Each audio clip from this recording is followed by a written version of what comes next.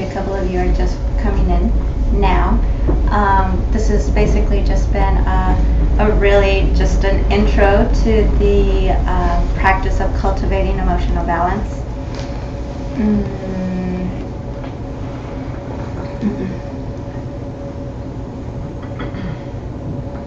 It's something near and dear to me, because a lot of people in my world I see get stuck in certain emotions, and it's hard to break free of them because they're in the ego's talons. They're like that fish caught in the ego's talons, and well, what hope is there for that fish once it's caught, right? So we need to, these practices we've been doing, these meditations we've been doing, are about training the mind so that you can start having a mind rather than being had by a mind. Inserting a thought, learning to gently bring back the mind. All of this is really subtle training. So you get really good at number one, which goes back to the Mahamudra practices we were doing, sitting back and watching. Okay, they're not highlighted. That aspect of it isn't highlighted so much in the way Alan Wallace teaches it, but it is in the Mahamudra practice, and it is for me that idea of it is not I who am breathing and I'm breathing, watching the breath. It's I, the watcher, watching the breath. And just that practice of distancing yourself, you see, already it's like you're distancing yourself even from an emotion. It's not my emotion. I am not angry. It's anger that's crossing the sky of my mind, And as soon as you start creating that little bit of distance and you start training your mind in its attentional balance, then you can be like, okay, is that something I want to grab onto? Is that not? It's going back to that cafeteria, right? Like choosing. Well, I know that looks, really good, but I know if I have too much of it, I'll feel sick, So that's with desire, or something really negative, like there's some drug, right? Some drug where it's just like, I know that's bad, I know I shouldn't want it, but I really do. I'm going to grab onto it anyway, and we do those things too. So there's good desire, there's bad desire, always. And this is how do you learn to choose what emotion captures you, or you capture, rather. And that's why, inserting the counting becomes interesting, because now it's not counting as the object to watch. Now it's counting to insert just a thought in what could become a drone of rumination if you allowed yourself to go that way, right? You see? So I never knew the reason why do they tell us to count to 10? I don't get it. Okay, watch your breath, count to 10. You lose it, start at 1, and I'm just like, okay. And it's almost difficult and impossible to get to 10 if you're really honest about did your mind go someplace else or not. But this practice is almost showing you the technique between and why to count. It's not a technique you stay with, it's training wheels. It's saying, okay, because my mind tends to go off sometimes, I'm going to insert a thought here. And I'm going to use it as an anchor to keep my attention where I want it, right? And you do the same when you're off the cushion, when you're in the middle of some charged conversation. Are you gonna get pulled away by some emotion, or are you just will you have the capacity to insert a thought between the emotion that's about to grab you? Can you say, if I let that grab me, I'm gone? Then I'll blow up, then she'll blow up back, and then we're going to be in this cycle, and who knows for how long. Can I just put the thought that says, I need to go, I need a tiny bit of space to catch my breath and to settle my mind, and then I'll come back to you and we'll address this, I promise. But please, I don't want to react. I want to give something to you. something positive. So just, give me that space. So it's all about that. It's all about these things we're doing in the meditation that seem benign are actually super, super powerful off the cushion. And that's what it ought to be about, because think of how much time you spend on the cushion versus off. I mean, 23 off, maybe 1 on. All those hours are going to influence that 1 hour. And that hour needs to influence the rest of your life. Else you'll never make progress on the cushion, no matter how much you push. You see, you need to always be watching that mind. And the more you can, that's why Mahamudra is so cool. Find the spaces between the thoughts. Insert a thought that says, okay, I need to back off. Take a break here. Take a breath here.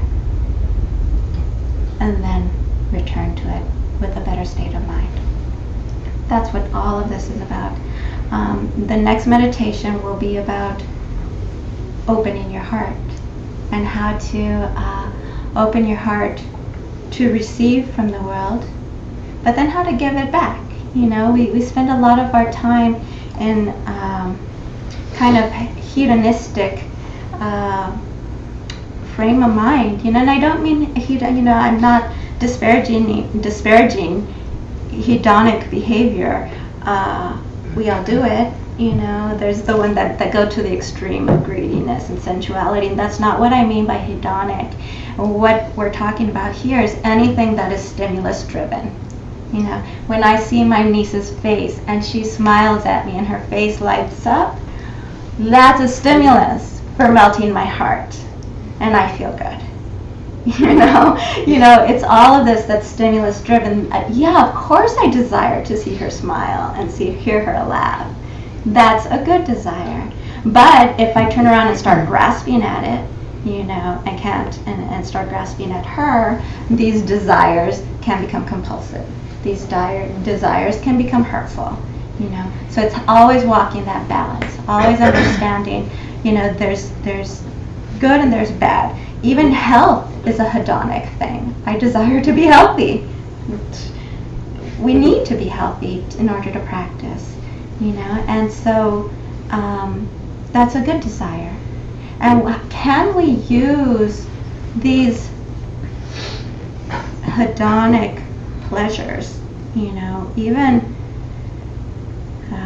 ice cream, so a pretty clear hedonic pleasure. I can't have regular ice cream, so I like the ice cream based, the coconut based ice cream.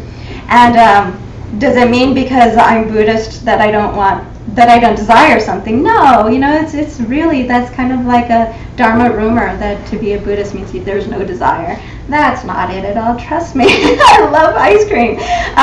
But do I know when to stop? Or do I partake of it so much that I get sick? Then that's not healthy. You see? Can I find that balance? There's that balance that we need to find, and that's what all of this is about. Emotional balance is all predicated on how much we could keep the balance of the other three, of the cognitive, of the attentional, and the cognitive. There's one phrase, it's a Greek phrase that hasn't been, because this wisdom, this particular wisdom of emotional balance, you can find its roots in Western and Eastern traditions. I don't think it's really owned by any one tradition. But it's this, so a lot of terms have a certain valence to them. Now they're kind of triggers for certain things. Karma, it's a bit of a trigger for some people. But there's a word called eudaimonia, and it's a Greek word. And I think it's a lovely word to express human flourishing, well-being. Can we reach a place of complete flourishing, where our hearts are always open, where we're not in the frame of mind of, I want, what can you give to me, and it's more like, what can I give to you? What can I give? and always in that frame of mind of wanting to make the world better rather than, take. And it's a hard one. It's a balance, right? Because there's that part of your mind that says, well, if I keep giving, I'll be taken advantage of, or, well, certain people will take advantage of me. And again, I would say, use your discerning wisdom. Sometimes that can be unhealthy. But what is your intention when you do it? Always check your intention. Be sure you have healthy intention. And be sure you're not judging another person unfairly when you say, well, they don't deserve my generosity the way I typically give it. It's kind of a big statement to say that, so check your heart. If you ever do say that with people, just check your heart. I'm not saying that there's not a place for that. Balance, right? It's all about the balance. So how do we reach this eudaimonia? It was a phrase that has been used by Socrates, Aristotle, St. Augustine. It's been used in Jewish traditions, Hindu traditions for sure, Buddhist traditions, Catholic traditions. This idea that we can all reach this state of human flourishing. What does that look like? I think we all have to answer that for ourselves, right? What does it mean to you? I mean, maybe just close your eyes for a second. Like when I say human flourishing, what do you imagine for yourself?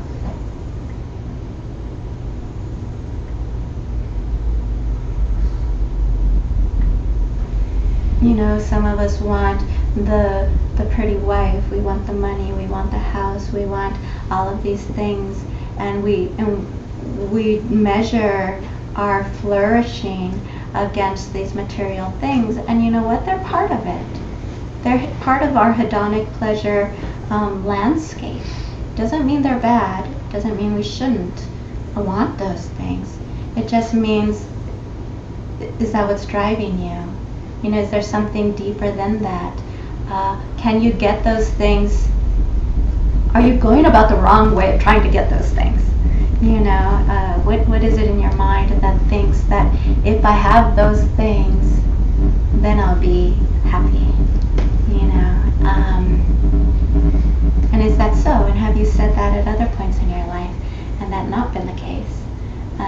I can recall just for myself, it was always like, get the next degree, get the next degree. Once you get that degree, then you'll be there. Then you'll be there. Get the PhD. I've got the PhD, and it's just like, okay, I've got the PhD. I still feel like I don't know anything. And in fact, the more I know I don't know. And it's a cycle, and I still feel that way. The more I've studied Buddhism, the more I feel, the more I know I don't know. And I think that's a good place to be. But it was this false goal, when I get there, then I'll know something, or then something will happen, then I'll be fulfilled. And I recall the moment when I was sitting at the table, like a faculty meeting of professors, and I was at the point where I needed to make the decision, am I going to go and study Buddhism seriously so I can do this 3-year retreat, or am I going to stay here? It was a serious decision for me. I'd worked all my life to become a professor because that's what I thought I wanted. And I was sitting at that table, and I just started looking around the room at each of the faces in there, and I realized I didn't want to be any of them. They weren't happy. They'd been there longer. They had, whatever. They've been there so many years, and they weren't happy. They weren't the goal that I thought I was reaching towards. And it was that moment. It was that absolute moment that made it clear in my mind that there was something else to human flourishing, and that I wanted to try and figure that out because I'd been wrong. Now it's not to say that I regret getting those degrees. I think, especially now, they're super helpful. They help inform my teaching. They help inform how I look at the world. They open doors for me that wouldn't otherwise be open. I think that's important. But what is this human flourishing that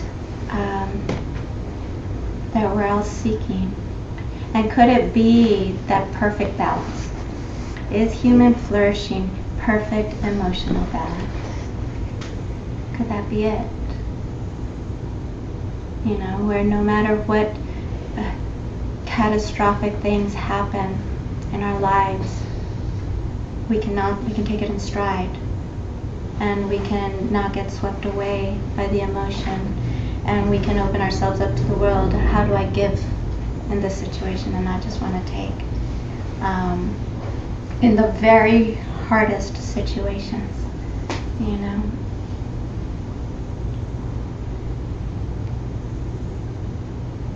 I don't know, I think it's worth investigating. I can't have the answer for you, but this is kind of the conclusion I've come to. I'm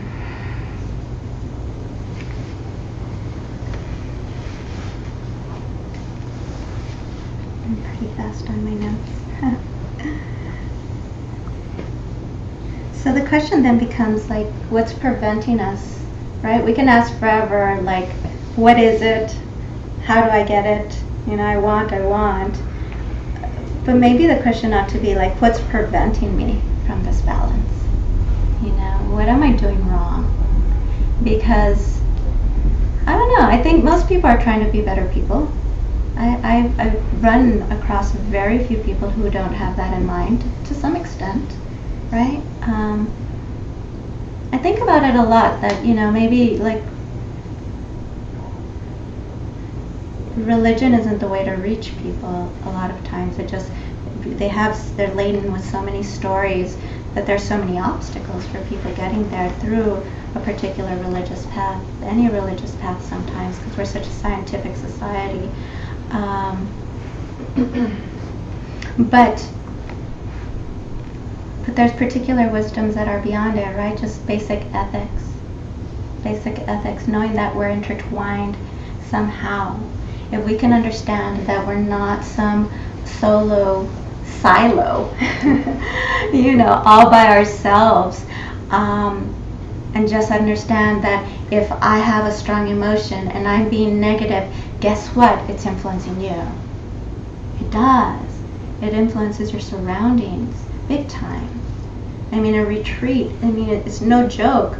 You know, I could just be like, there's someone across on the mountain, and I could just be like, really? You're having that emotion right now? You know, like you can just feel the emotions in the areas around you. You really become very, very aware of the effect you're having on other people. And you try to get rid of things fast, because, or I did, you know, I think most people did, you know, where it's just like, you know, oh, I'm hit with this thing, I'm caught in its grips, and I'm gonna give into it, and then I look out the window and I see all the cabins, and I'm just like, no, that's so selfish. You know, I don't want to influence the people around me like that. You know, I don't want to give that. I prefer to give something different. So we have these decisions that we can make, and can we get better and better at slowing up that initial giving in to what grabs us, so that we can search it. Just like putting that signpost, does that count in the breath? It's so subtle, it's so quiet. Your breath isn't even the object. That's why I said, like, if you just want to say one over and over and over, say one. Because sometimes I was just like, wait, what number was I on? I'm like, wait a minute, that's not staying in the moment. You know, and it's just like, you know, and it's just say one. Over and over. Because all it is really, it's just a quiet signpost. Can you insert a thought in the middle of something else that's going on? Whether it's an emotion, whether it's an object of meditation, can you have that control? You know, this society, because we're in some ways, you know, we have these articles coming out, like the neuroscience of meditation, woohoo! Everybody's catching on to meditation being a good thing. And I read it, and I'm like, God, they don't get it, you know? And on one hand, it's really great. It's really great because there's some people, we're a society that really needs the numbers. Show me the numbers. Once you show me the numbers, then maybe I'll give you my time. And that's okay. I mean, trust me, I'm a numbers person. I'm an experimental psychologist, for God's sake. That's what I do, number crunch. I quantify everything. But I therefore know the limitations of it. A lot of my friends are neuroscientists, and they're like, listen, we're getting way, way better at figuring out how to measure the brain activity, but we're getting further away of understanding the brain, and we're getting even further away from understanding the mind. We don't really know, because we thought, when this part lights up over here, that meant this, but then sometimes we have them do this and that same part lights up, but if it did that, then it wouldn't do that, and it's just like, exactly. I mean, that's what I did half of my undergrad. I used to sit, this is my geekness comes up, I used to sit in the aisles of the medical library in the neuroscience area, and I would read case study after case study, because I wanted to know, why do people do the things they do, and if it had something to the brain, I wanted to know. If it was the brain that was driving things, I wanted to know, and was it something else? So I was going to check out everything I could about the brain. I read, okay, well, when there's when the frontal lobe is damaged in this particular Wernicke's area 22, this particular thing happens, and they lose a certain aspect of language in there, but does it increase the visual field or what have you? All these little tiny places in the brain. But then I would turn around and read another case study, and that person would have had the same brain damage and had something else occur. Or some other part of the brain would take that part up. And it would take it up in one person, but not the other person. And I'm just like, there's no answer here. There's no answer. Because there's never the same. We want to quantify things, and we want to say this part of the brain does that and that one does this. And I think we can find trends, which are good, right? I mean, there's the whole, I love these series of studies which are all about, when opening your heart, they measure people doing kind of like a Tonglen. And the part of the brain that lights up is the part usually associated with action, and it's just like how interesting that compassion leads to action even in the brain, and researchers are like, why would that part light up? It's like, oh, come on, read about bodhisattvas, if your heart's really open, all you want to do is go out and serve. That's all you want to do. So of course that would be the part of the brain that lights up. So in this way that it's good. It's good that we're learning these things, that there are these particular trends. But there's also the limited, right? Because we become so scientific, and we want to make even the most ethereal things measurable by the brain. Your dreams, your hopes, your aspirations, your mind. We want to quantify these things with the brain, and it's so limited. It can't.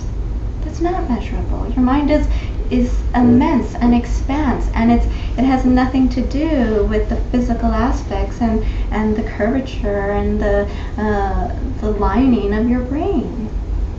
It doesn't. What is cool is that, if you do certain things over and over, like meditation, there's this really cool study that said if you meditate a minimum of 15 minutes for 45 days, your brain will change. The neural pathways in your brains will change. It'll start to become a habit. Those are good things to know, right? Yeah, okay, cool. Because everything you do, most everything you do, and the way you react is a habit.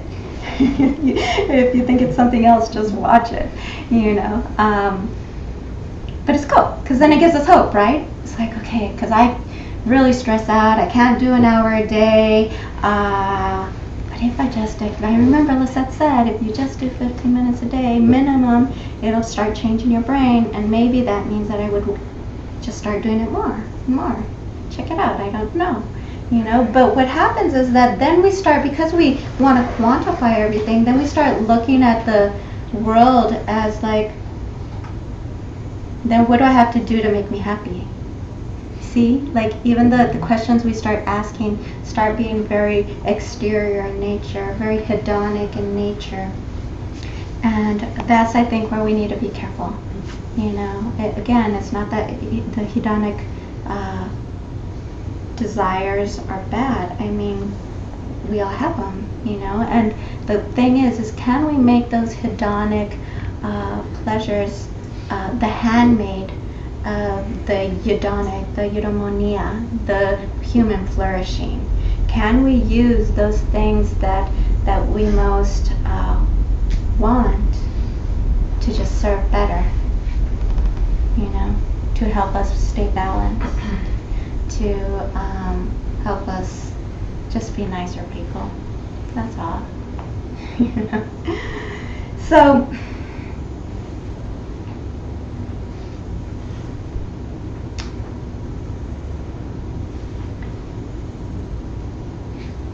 I'm not disparaging these studies, by the way, or the people who study them. I think they're brilliant, and I think they're needed, and I think they'll keep thinking, and I think it'll keep evolving, and I rejoice that I came out of retreat, and that's what people are studying. You know, that it's such a big thing. To me, it's like one of the beautiful ripenings of retreat. That my old university colleagues would be studying that, you know. But it'll be limited, you know. So I just put that out there. You have to know the research. You have to be able to help people in that way, but also to know that you can't measure the mind, not like that. The mind is immense, and it has all these crooks and crannies and nooks and crannies and crooks too. You know? It has everything, you know. And on your path, you will have to face it, and you will. And if you're balanced, you can do it well, you know. And that's what I want for you. That's all I want. Alan has this really funny thing he says, because he's brilliant. So he calls it, he says most of us are obsessive compulsive delusional. So obsessive compulsive delusional disorder is his new thing. And he says, you know, it's not in the DSM-3 or 4 yet because the people who write it have it, you know. They wouldn't know because they've got it too, you know. So obsessive is this like ongoing drone of rumination in your head that's talk that won't even stop, you know. That talking that I was talking about when I was saying talking, you know, like I'm just going to be quiet for these 26 minutes, you know, and then you just all of a sudden your mind is just talking to you again, and you can't be quiet. You're in this world of overstimulation, and it's a habit, and it'll kill you, you know. It's Pascal said that one of the downfalls of humans was that they didn't know how to sit alone in a quiet room, quietly. And that was before Facebook. And that was before Facebook. I mean, come on. Like now, are you kidding? Like everybody feels every second with everything. And there's all those studies about, you know, multitasking doesn't work, guys. You know, you just do everything less well. Even though you think you do more well, it's not the case. You know, always having that phone right there, always checking that phone, always thinking to this person, well, what do they need? You know, your mind is in like 10 places at once and you don't even know it. It's so noisy and you don't even know it. You know? It's not until you like go away and you think you're sticking yourself in a cabin so you can be in a quiet place, so you can have a quiet place to hide, and your head is like yelling at you. You know, you're like, oh boy, I brought New York with me. You know, you know, you can't get away from your mind. It's not New York. You know, it's your habits. It's your habits, and you can change those. You need to change those. So that's obsessive, and the compulsive is that Obsessive is the visitor that comes like ding, ding, ding, ding, ding, ding, ding, ringing your doorbell. Ding, ding, ding, ding, let me in, you hear it in here all the time. Ding, ding, ding, let me in. And the compulsive is like the visitors come in and they take over the place. They take over the house. Not only do you have this no, now all of a sudden you've got like crazy emotions that have come and swept you, and they're making the calls, and they're like calling the shots of your life. They've just taken over, and you've let them. You've let them. It's a disease. It's a disease we have. Totally. We don't even know. And we don't even know. The delusional part, that's the insult to injury, is that we think we know. We think we know what's up with our minds. We think we know where we are. We think that when a thought crosses our mind about somebody, that's how it is. We don't understand that we can never see a whole truth. You can never see a whole truth. You've got a part of the data. You've got that part. It may even be a truthful part, like maybe true. But that's that part. It's not the whole. So you look at a person and you're like, I know that person. Stay away from that person. I know that person. No, you don't. You know a part. And we're delusional because we think because we know that part that we know the whole. And we do it with everything. We buy into our stories, hook, line, and sinker. And they limit us. We even have stories about ourselves. We're so unkind to ourselves. It breaks my heart.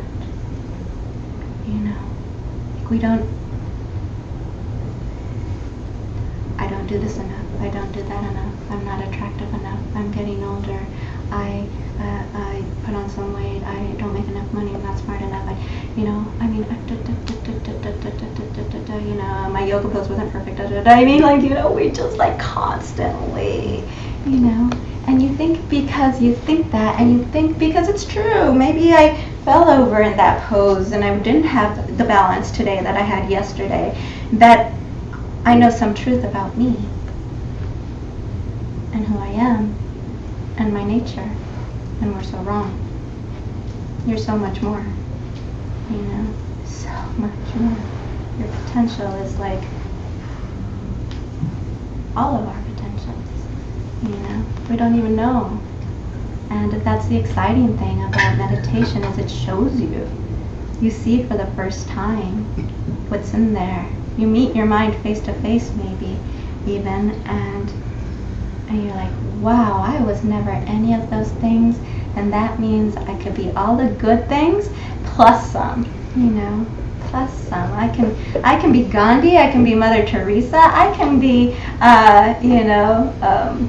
Malcolm X, I can be like all the best parts of everybody all rolled into one somehow, and come out totally unique and serve the world in that way. And that's how we need to think, and that's how we need to approach the world. And when we don't see that, it's because there's an imbalance. And it starts with the cognitive, right? What's your intention? Who are you? What's your goal? What's your goal?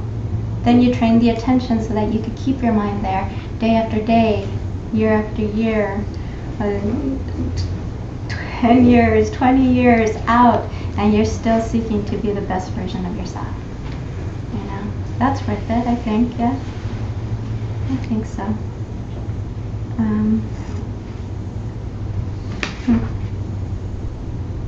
Okay, let's start the meditation. I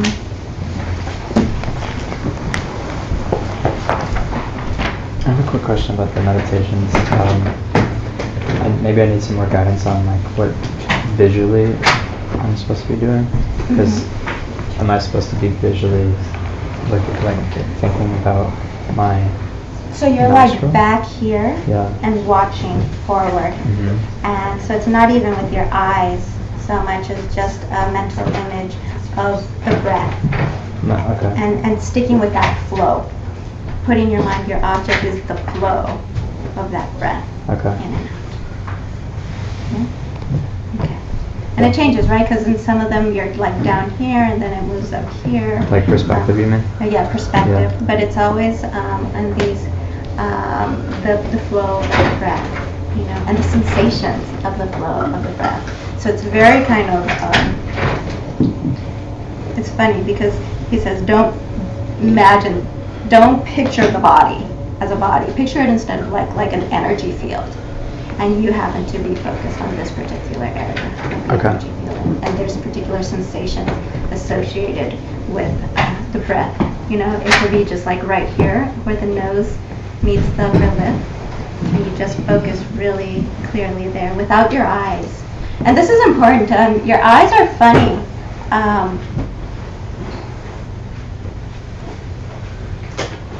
Meditation changes you, okay? It changes everything about you. And I'll just share a story about the eyes.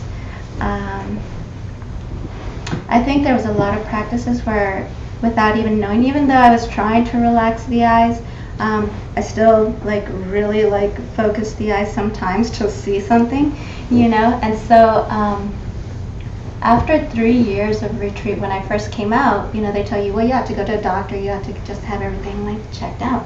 Okay, one of the first places I went was to an eye doctor because that just happened to be the easiest thing to do.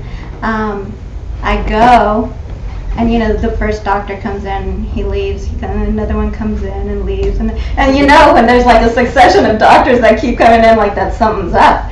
And all of a sudden the main guy, he comes in, and he says, something very interesting is going on with your eyes. He's like, and finally he puts me in front of the charts. He's like, what can you see? You know, and I'm just like, E? You know, the big E was like totally fuzzy to me. The big E on the chart, eye chart. And he's like, okay. And, you know, cover, can you see anything else? No. Can you see anything else? No. Totally almost blind. And I didn't even know it because there's that eye thing again, you know, it's like, was I looking out into the world? Probably not a whole lot. You know, was I looking inward? Yeah, that's all I was doing, was looking inward. So what happened was my eyeballs literally turned inward, and it's no joke. So my corneas went from being like this to sinking in like this, you know, and the doctor's like, what the heck? And he's like, I don't even have scientific rationale for why you have vision. You ought not be able to see, you know, the way there's no way that light can be reflecting and deflecting in there the way your eyeballs are right now.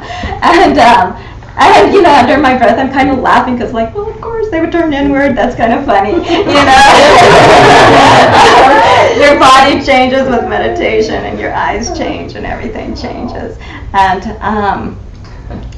the nurse was really funny. She's like, Lisette, how'd you even find the door? I said I had a mental image of a door. I've been in this office before. I knew where door was. So there was door, you know. And anyway, that's just a funny story about eyeballs. But, you know, so don't use your eyeballs to look inward. It's really just imagining, watching. That's why holding that watcher state from back here and not from here is really important. Not that your eyeballs won't turn in if you do it through your retreat, but maybe they'd be less likely to do it. Yeah. How's your vision now? Well, I had an operation. I had to have operation. Oh, that's right. Yeah. And now it's great. Now I have 20/20 vision. Yeah. And he doesn't even know how that was possible. Every time I go in, he parades me around the office being like, oh, there's no way she could even see this well. So to me, you know, he's kind of like the person who flipped the switch. I was so inward focused for those years that the eyeballs turned inward, that this being comes into my life and he just flips it so that I can focus, turn the mirror outward again and see outward. And of course it would be perfect vision, you know.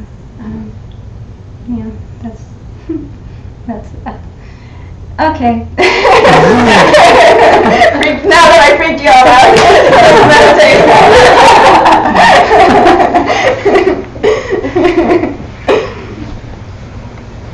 It's cool though, because it means your heart changes. Because it means your cells change. Because it means anything can change.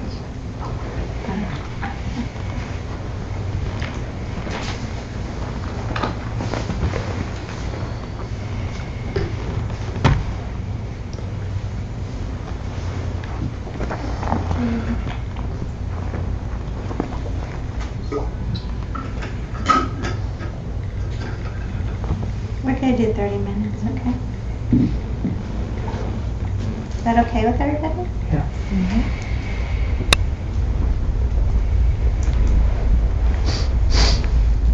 Okay, so find your comfortable meditation posture.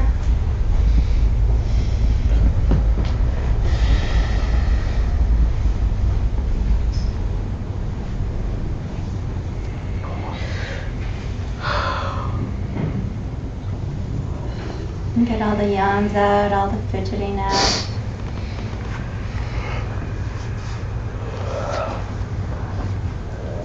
It's our last meditation here together. Let's make it a good one. Can you give me your attention for 30 minutes?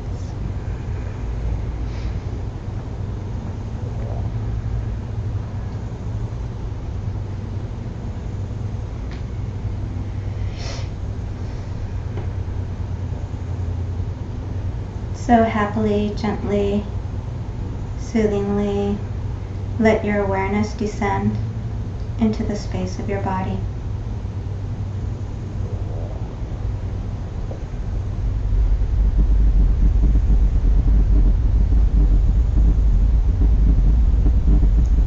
Familiarizing yourself with the feeling of relaxing and letting go and putting your mind at ease.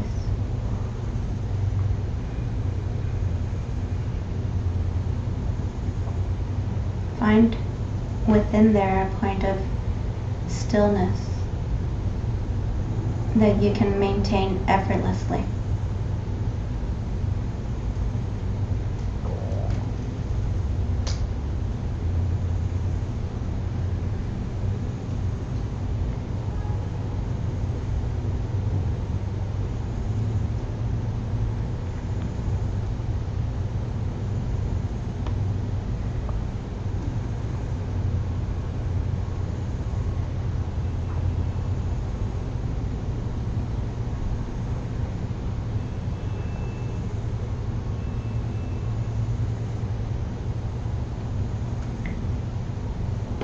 So in this posture of vigilance, sitting at attention, you're already striking a balance between relaxation and vigilance simultaneously.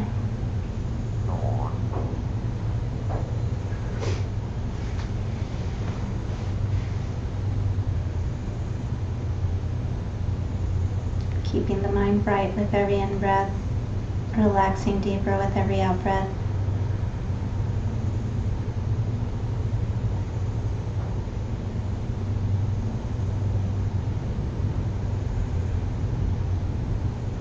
Your chest open, heart to the sky, respiration in its natural rhythm. Watching it, watching breath.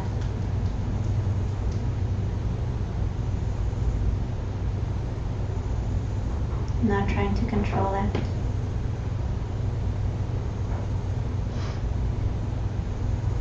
Let your body breathe itself.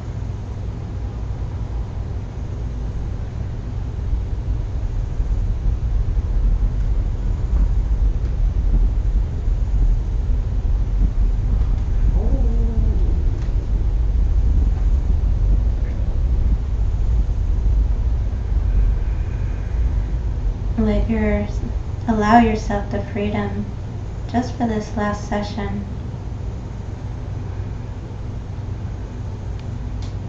of letting your mundane concerns, your concerns in general, to be put on hold.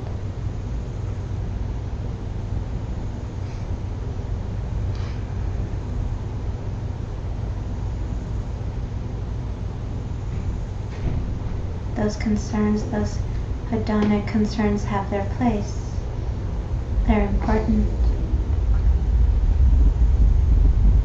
But this is important too. And you'll serve that better if you can stay here now.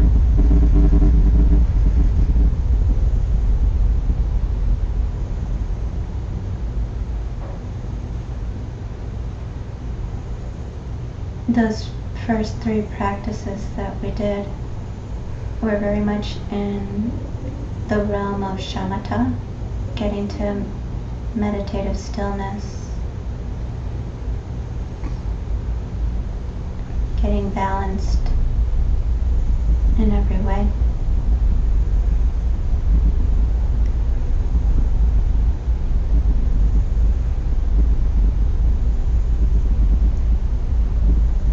And in those practices, we primarily draw from the aspect of consciousness and its quality of cognizance, just being aware, sustained in a clear and stable knowing, clear and stable watching.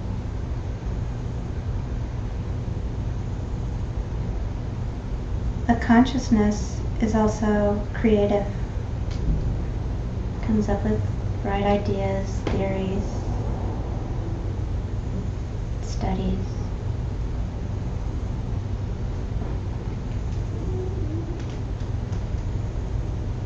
So we're going to shift from the practice of shamatha and go into this creative wellspring of consciousness, drawing from our abilities, our imagination, our memories.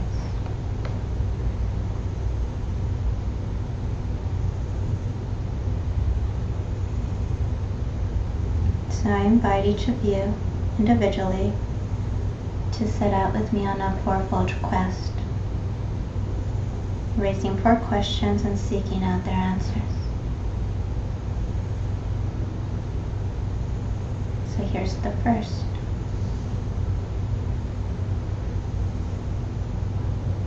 Over the last few classes, and perhaps even longer, you've become familiar with the concept of genuine happiness, eudaimonia, human flourishing. It's all very good in the abstract. So ask yourself, what is your own vision of flourishing? What would make you truly happy?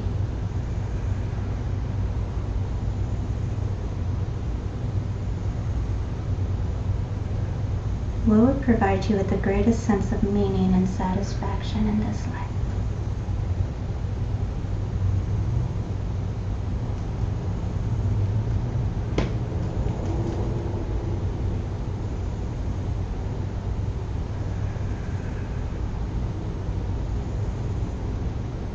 Don't let your mind just space out.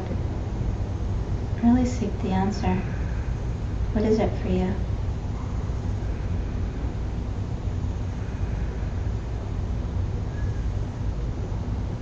What would true happiness that is not stimulus driven look like?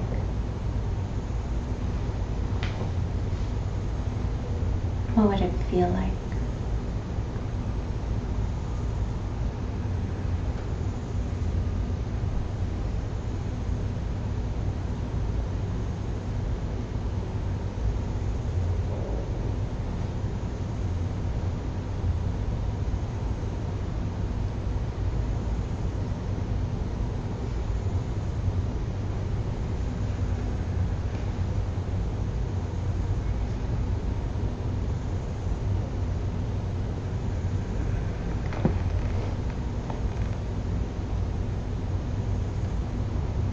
As you seek out that vision, whether it's nebulous or clear, it is your vision.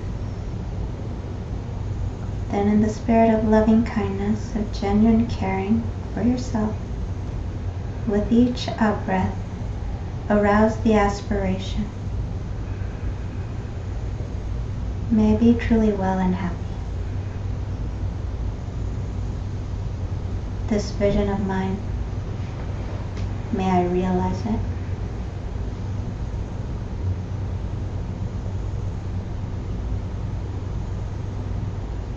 May I find the happiness of my heart's desire.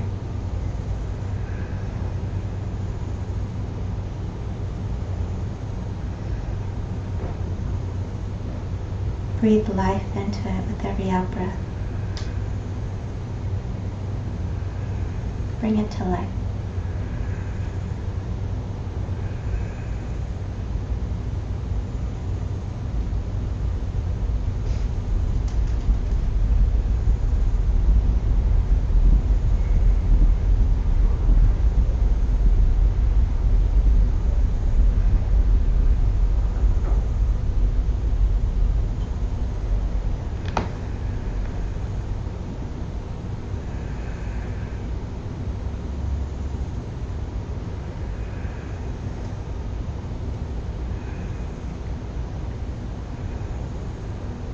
And with every out-breath, let your imagination play, knowing full well what you're doing.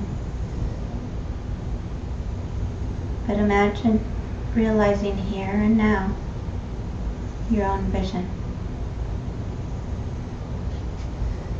Imagine what it would be like to flourish in accordance with your heart's desire.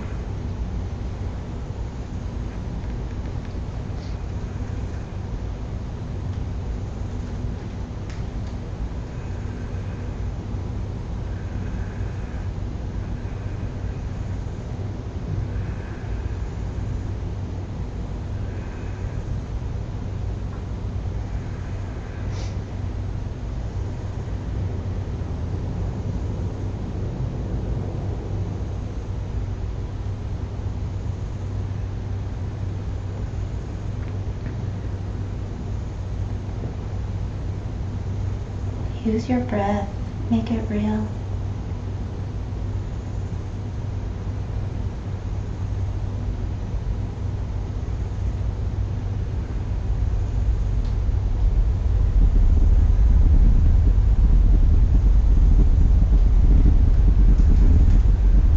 By attending to it, let it be real for you.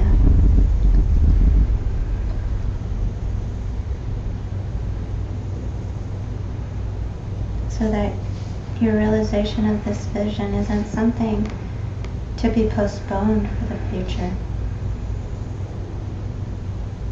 We do that so often, postpone things.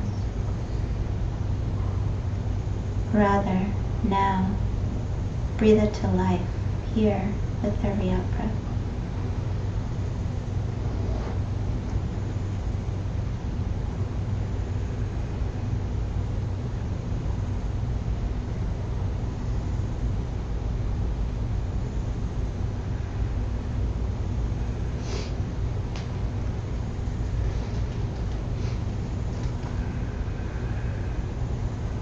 Invite it to your present, breath by breath, minute by minute, day by day. Invite this vision here now.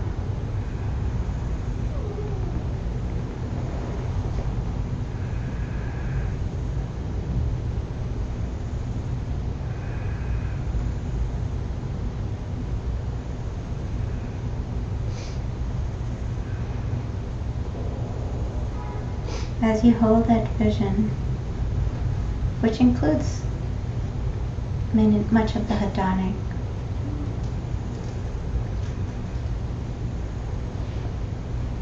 there's not really any chance of achieving human flourishing if you're just hungry, or if you're sick, or if you're injured. The hedonic has its place. It's important.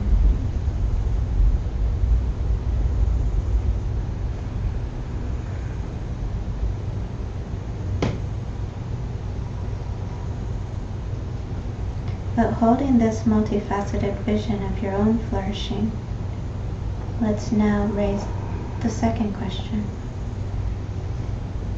This is based on an understanding that, as they say, no man is an island to himself. None of us exists independently. So in order to realize this happiness that is your heart's desire, what would you love to receive from the world around you, from the people around you, from the natural environment, all to enable you to pursue and realize your heart's desire?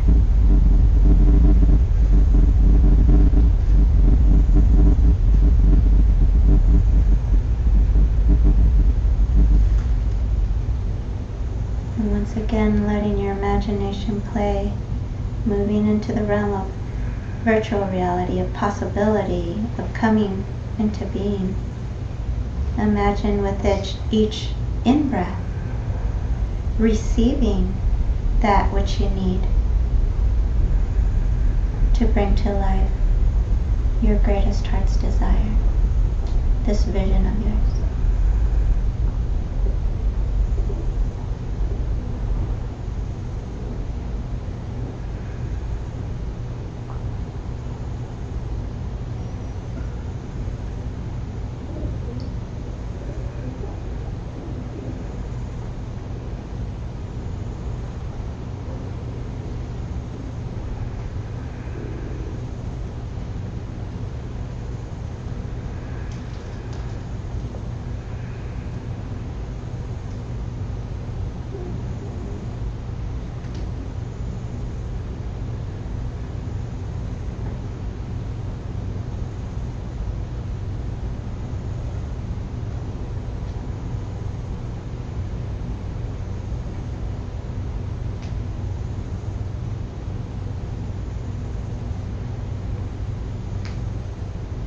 Imagine receiving all that you truly need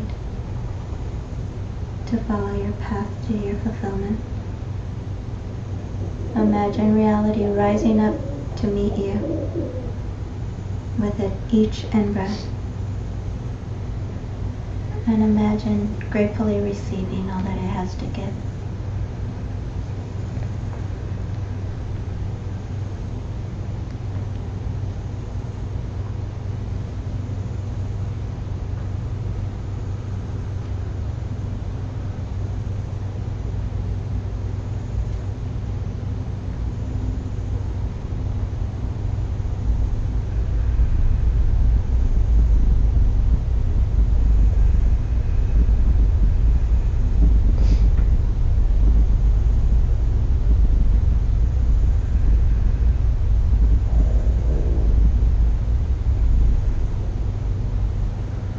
And now, in order to realize this desire, our own vision, clearly it's not enough to have just the support of our friends, of our loved ones, of our environment.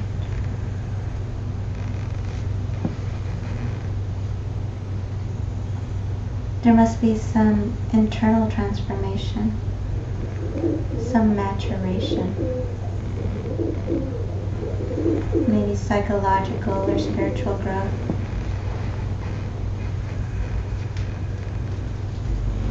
So in the spirit of loving kindness, consider now, in order to realize your own heart's desire, from what qualities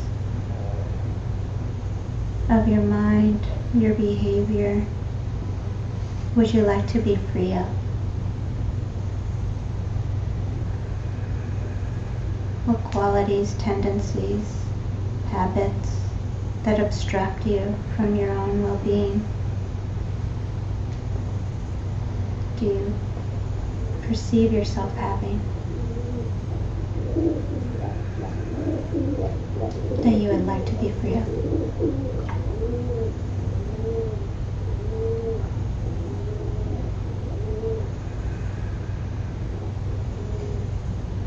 From what qualities would you love to be free of, and what qualities would you love to be imbued with?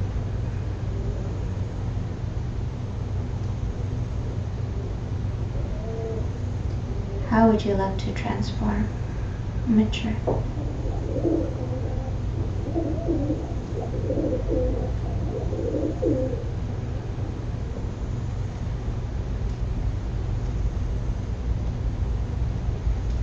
And now with every out-breath, imagine being free of those qualities, those habits, those tendencies, those ruminations, that suffering and pain. Just breathe it out.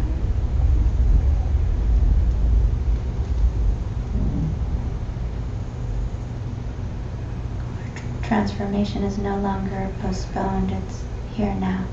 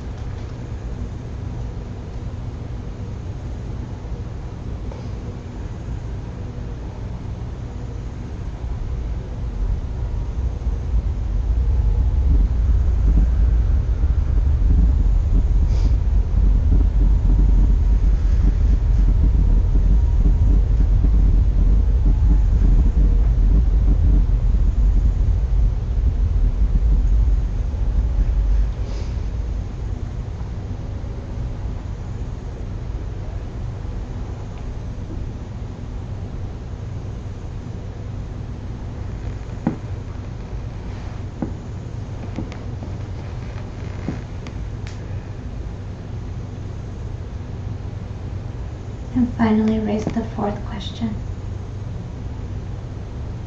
And that is, in order to imbue your own life with the greatest sense of meaning and satisfaction,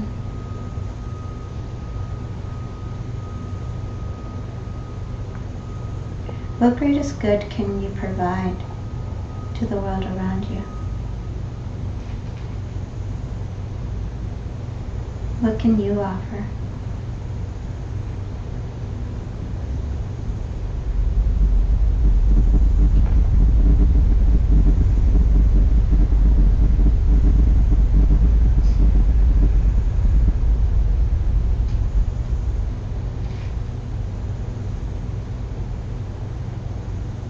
What can you offer to those near and far?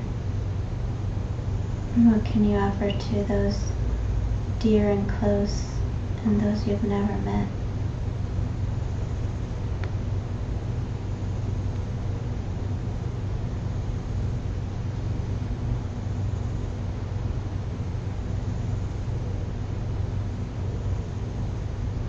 And within each in-breath, imagine that you become more that complete person, that transformed person that can give it.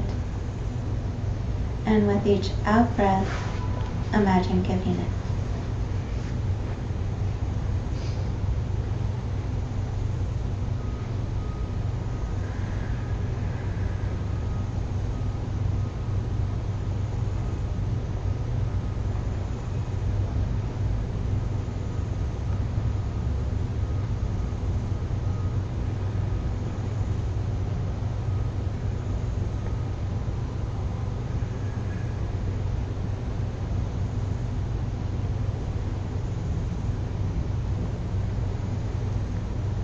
Because we've been here talking about emotional balance, imagine with each in-breath that you are balanced completely and perfectly in all four ways. And on the exhale, you give it away, that balance. You see it fill everyone you know and love. See it fill the homeless people, the random people, the faceless people.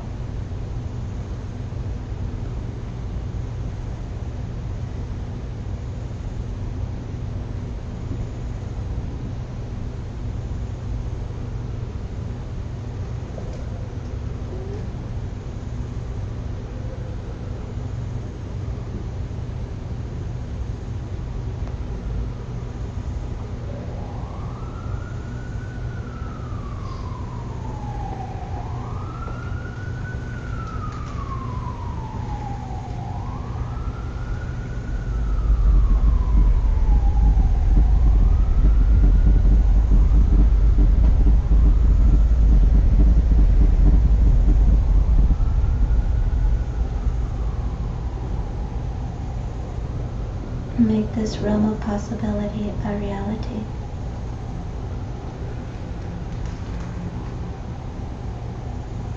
It's there for your taking, and it's there for you to give.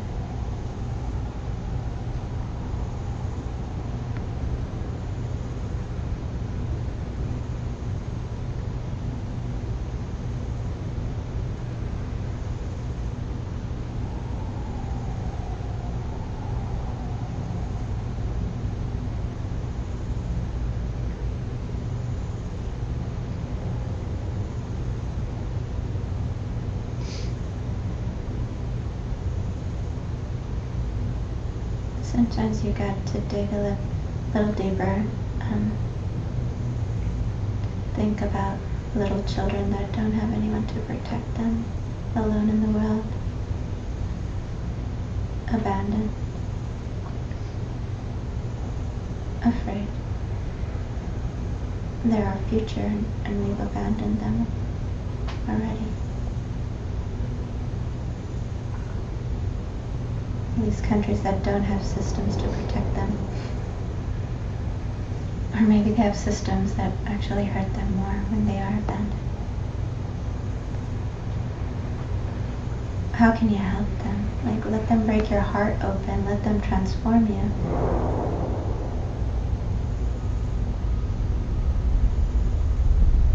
So that you could give it back.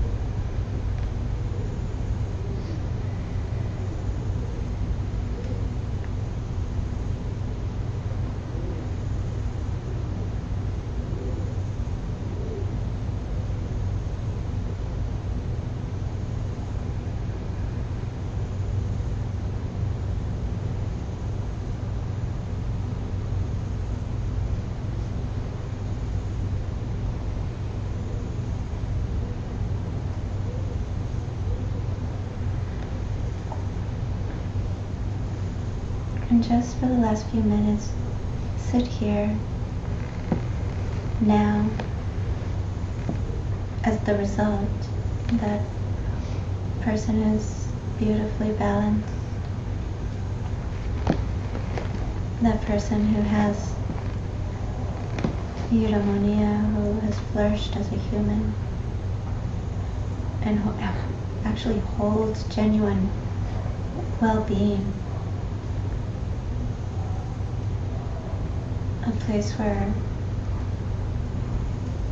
emotions can cross, but they never grab you.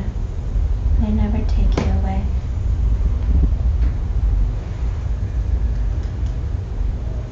A place where you're ruled by your heart. You love.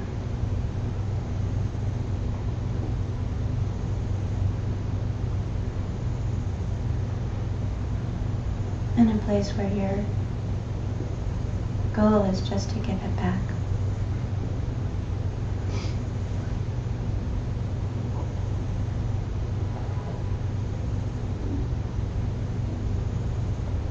Give back to the ones who helped you achieve that. And then give back to everyone so that they can achieve it.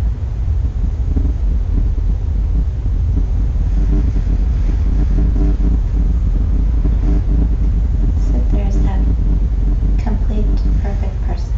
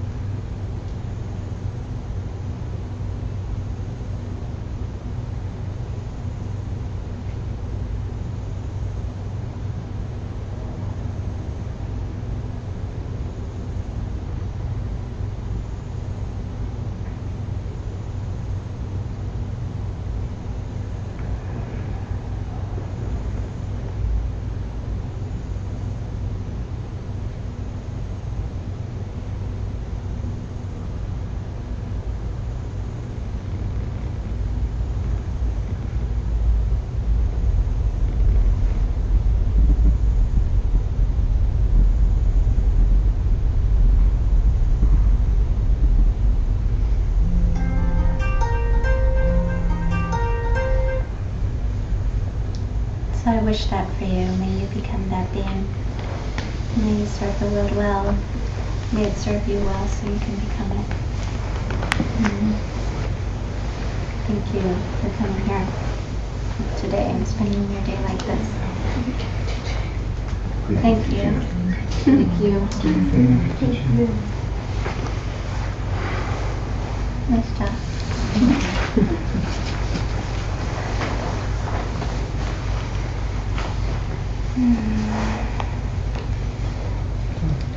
Okay, you're done.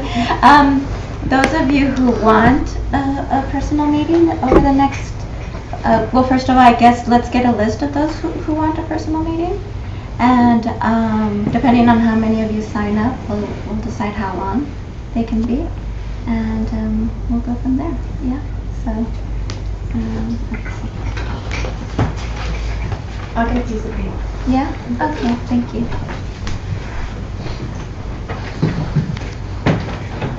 Any questions before you go, if you don't want to stay for a meeting? Will you be teaching again soon? Will you come back and teach? I don't know, will I? Is that a request? Okay. Okay. Move on. Should I do that? You want like the full download of this stuff? That would be Yeah, awesome. yeah. Amazing. Absolutely. Okay, we'll do that. And if there's any other requests, just let me know. If there's a specific topic that you're working on that you would like to go. Emptiness. Hey. Okay. We have a lot of compassion. We need more emptiness. No, really. Okay. Yeah. We can do that too. And I kind of want to know how to do the 6 Signs book. Yeah, I was doing mine here. Do we have books here, Susan? Anybody know? We don't have the You books? can get the instructions on the website. Yeah, and I have the PDF too. I think, did everybody sign in and put their email and such on the sign-in sheet? signed in. I don't know if they put their email. Will you put your emails? Because then I can send a PDF of that.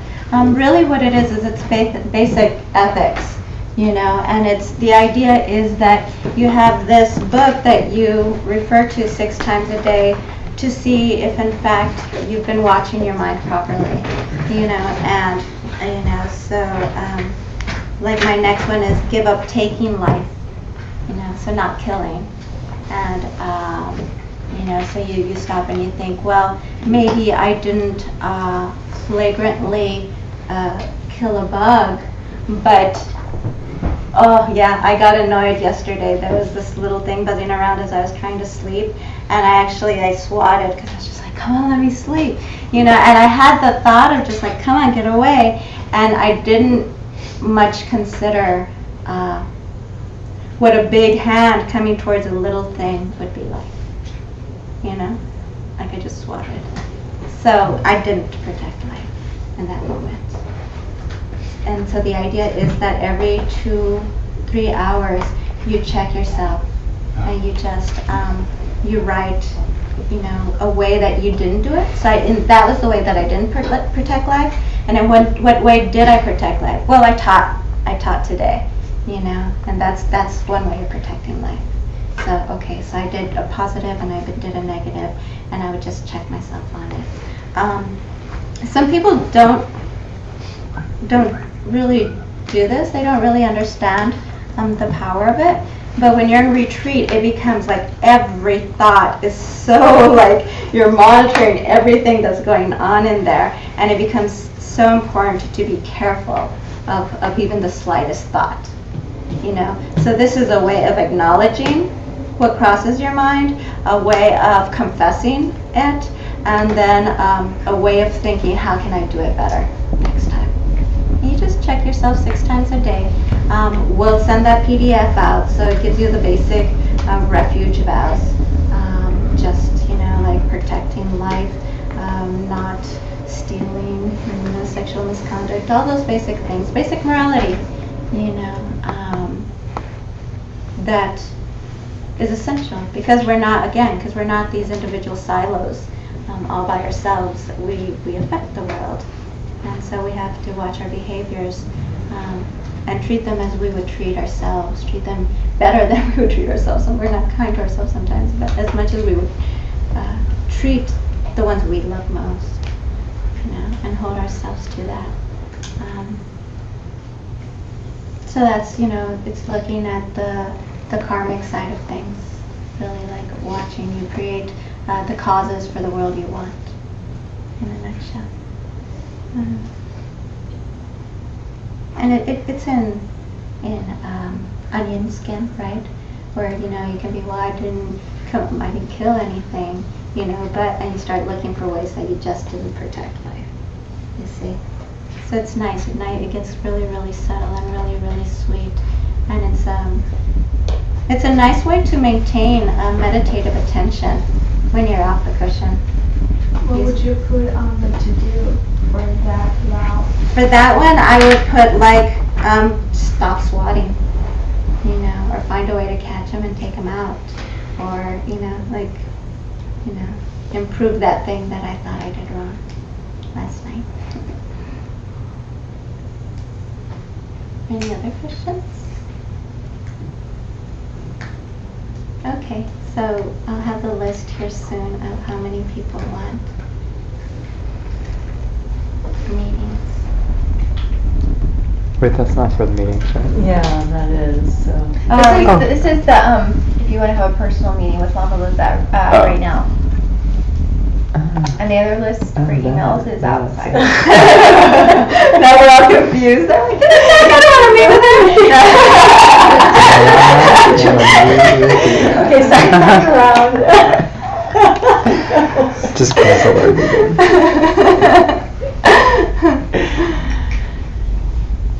I have a question. Yes. How do you know, when you're ready to not apply antidotes, like the counting? But, what do you do with, going back and forth? Because, you imagine it's like a path, and you think, oh, I should be making progress. But I've been noticing with my own practice, it, cycles in, and then I kind of fall out. Mm-hmm. Sure, absolutely. How do you deal with there's, that? no one answer to that, right? Because there's times I still have to apply antidotes.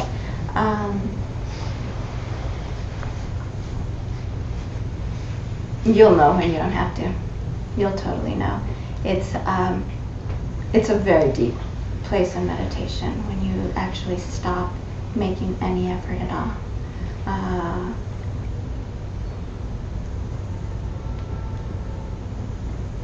And I would say if you're not certain, try letting go of the steering wheel and see what happens.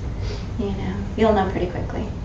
If your mind just sinks deeper when you let go, and not deep as in spacey kind of deep, but a very very clear, sharp edge that just sinks deeper into its object, that you can stay sustained for over an hour, then you're there. They say 3 hours. I'm being kind. 1 hour. But yeah, it takes a while to get there. It takes a while. But you should play with it, because sometimes there's days that, there are people who have peak meditation experiences, and you're all here, and maybe you all have had some kind of peak experience. This moment of oh my goodness, can it be like that every day? And then you can't quite get back, but you spend a long time trying to get back there. That's good. That's okay. But a peak experience, it's when you can stay there in a sustained way. It's when every day is like that you're actually there. So that takes time. That takes time. Is it permanent? Once you're there, you're there? Okay. No, unfortunately. Yeah, shamatha is not a cessation. It's not a cessation. Okay. Yeah. I know. Trust me. I'm darn, really? Yeah, no, it's a path. It's a path that you have to constantly, a garden that you have to tend every day. Yeah, for sure.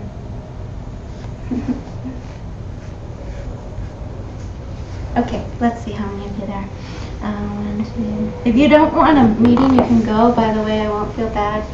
Thank you for coming, and this is such an honor to be here with you. Thanks.